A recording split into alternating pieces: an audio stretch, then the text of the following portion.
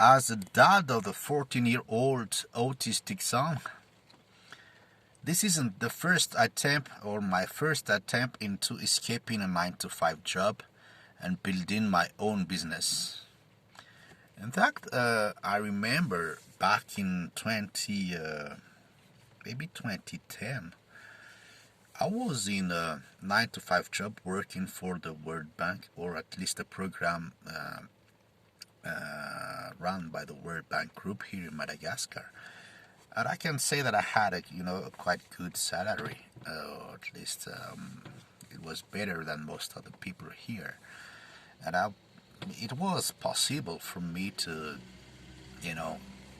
follow my career through this World Bank Group, and I would have ended up, being an expat somewhere, being an IT manager.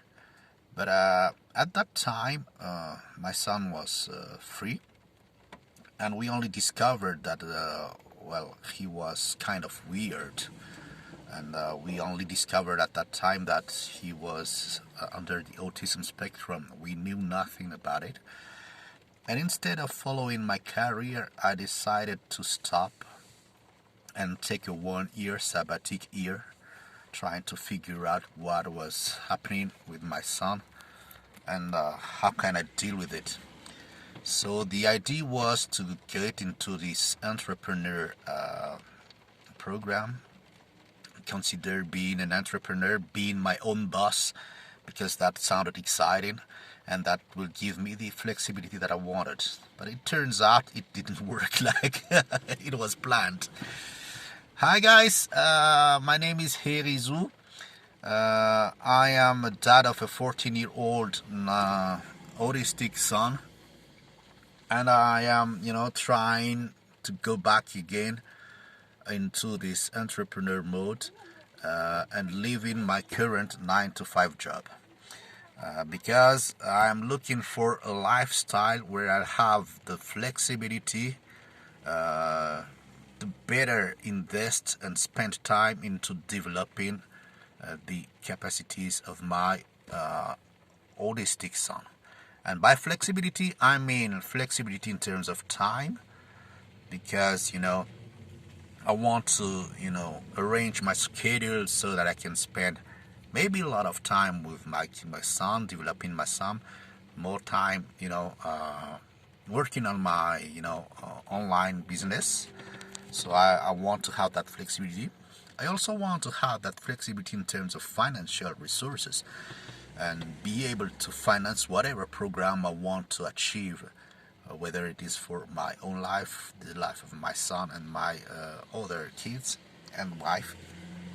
And finally, a flexibility in terms of location, because I want to be able to go in it wherever I want in the world that is needed and don't jeopardize the business that I'm building.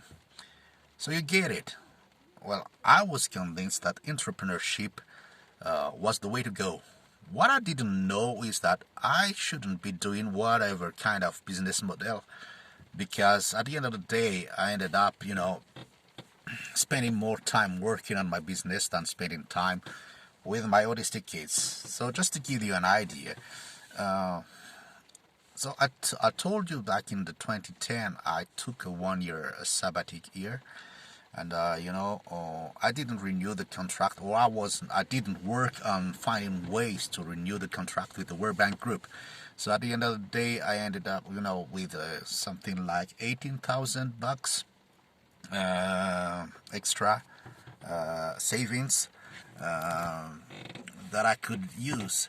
So the idea for me was, take that 1-year sabbatic year and try to find out what kind of business I could be doing and what kind of lifestyle I could be doing. So, I stopped that 9-to-5 job.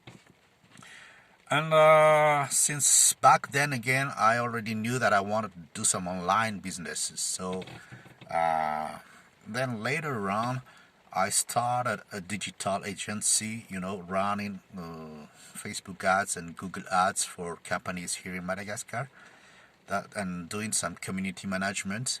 At that day, not a lot of people was doing it, so it was working. I had a big client, a telco company here, one of the major telco companies here that hired me so I could hire a salesperson, I could hire community manager, and that work, well, okay, that was okay.